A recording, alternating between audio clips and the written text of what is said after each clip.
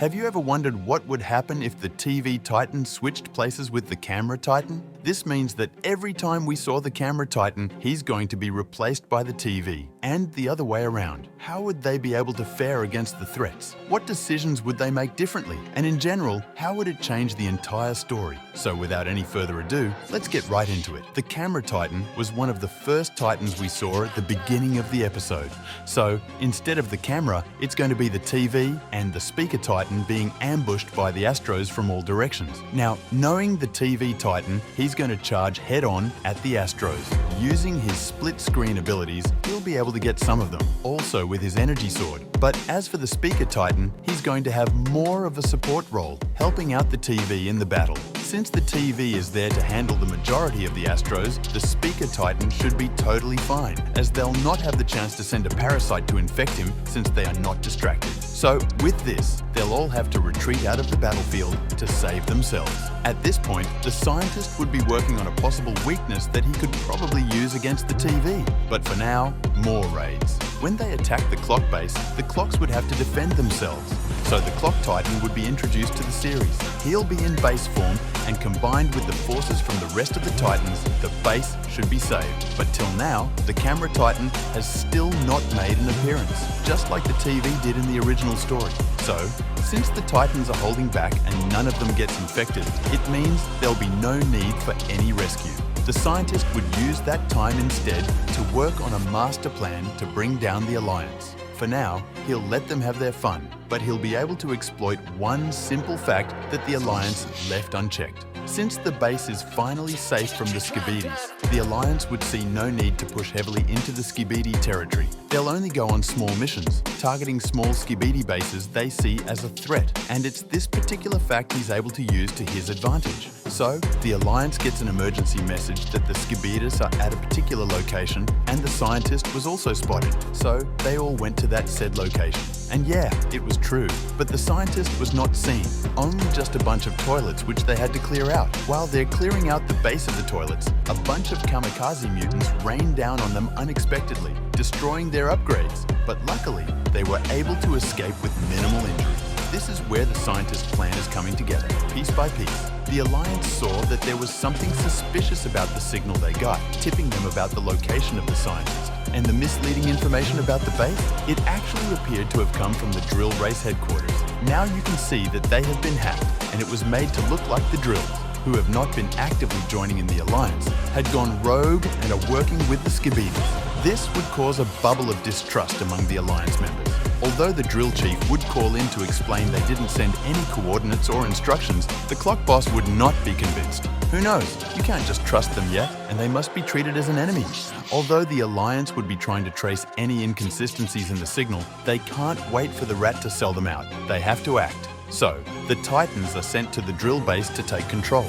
Because if they are truly working for the Skibidis, they can leak sensitive information to them, which would be very useful to the scientist. So they have to take control of the base, for now, until they get to the bottom of the mysterious signal that came from their base. But the drills are not going to let them take their base, so it turns into a fight against the drills. And since they brought out their Titans, the drills have no other choice but to call on the drill Titan. All these are happening while the scientist watches as his plan goes into full play. The Titans circle around the drill Titan, trying to pin him down. But he's too angry and ferocious. The speaker Titan uses his sound waves to try and stun him, and it seems to have an effect on him. Although the plan was not for violence but for negotiation, the distrust among them escalated the entire situation. The drill Titan is subdued, but the drill chief ejects out of the drill Titan's body and zooms off, leaving behind bombs to destroy the body because he knows it's the scientist's plan. But the Titans see it as a threat and neutralize it. Now the Alliance has full control over the drill base. Maybe they can find out if it actually came from the drill base. And shockingly, it actually did come from the base. Before they could get distracted enough by the news, the scientist seizes his opportunity. He uses Skibidi helicopters to strap the drill Titan's body and literally hurl it to the Skibidi base. Now that they see the scientist had involvement in all this, they just assume that the drill chief came to retrieve the body with his newfound allies. The assumption is the chief was compromised. However, for the chief, it was an inside job. There was a rat, a snitch, in the drill base. I guess the scientist had successfully destabilized the Alliance, building a bubble of distrust among them. Now that he has the body, he starts working on something. Meanwhile, at the drill base, a drill agent decides to check the signal mast. And there it was, the bug, sending all the coordinates and jamming their signals. Damn. The Alliance has already caused a lot of damage to the drills just because they couldn't trust them. And the clock boss feels a lot of guilt for not believing the drill chief. Well, now they have to work together. It's obvious they were played. Now, it's revenge time. This time, they get a real signal about the location of the scientist. He has been spotted with the Pennywise toilet. But since the scientist was able to pull off this insane stunt, they know he's capable of anything. So, the boss calls on the Clock Titan to return to base. The Speaker and TV Titans would be the ones going after the scientist. When they get there, he's spotted with Pennywise. It's payback time. The TV and Speaker Titans fight so ferociously for the Drill Titan that the Pennywise toilet is stunned almost out of existence. The scientist receives more hits from the energy sword, so much that his face breaks. But seeing that Penny has been cooked, he has to retreat. So he teleports out of the battlefield, leaving them with the kamikaze rain. This time, they are able to spot it on time, and the TV seems to have just the right antidote for it. He uses his black hole gun to suck them into another dimension, giving the Alliance a huge win. But when he returns home with his battered up shell, he gets a message. His secret weapon, made with the Drill Titan's body, is finally complete. And not only that, a certain woman, Alpha, dropped by. They meet up and have a brief conversation, and they agree to work together. Alpha likes his dedication and the way he outsmarted the entire Alliance, and she would like to work with him. Meanwhile, on the Alliance side, only 2 Titans are seen protecting the clock base, the TV and Speaker Titans. So that was a good time to lay an attack. The scientist pops up at the clock base. They sound the alarm and the Titans surround him. The battle begins, and it's quite brief.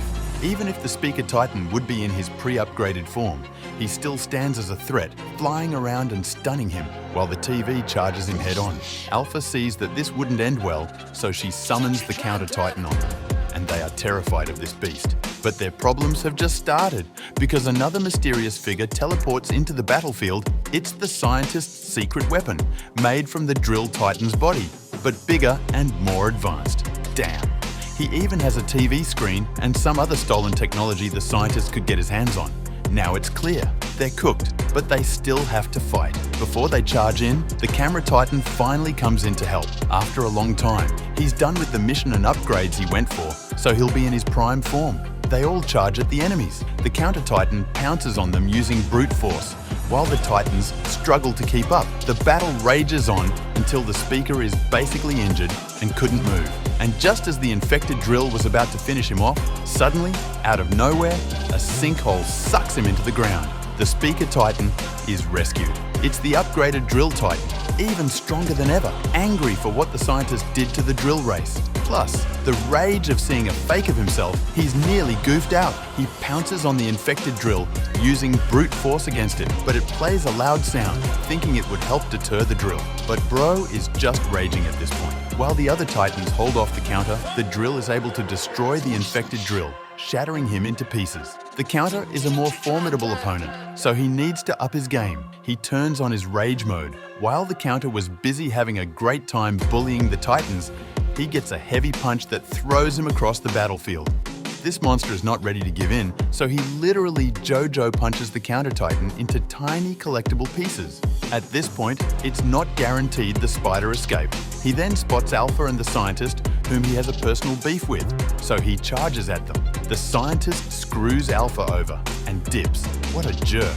He leaves Alpha to be roasted by the fires of the Dragon Drill. The Clock Boss and Drill Boss have to come in to calm him down from destroying the entire clock base. Now that it's been cleared up, the Titans collect together because the spies they deployed at the Skibidi base have gotten vital information. They're building a fortress and the Alliance has to act fast, so they move.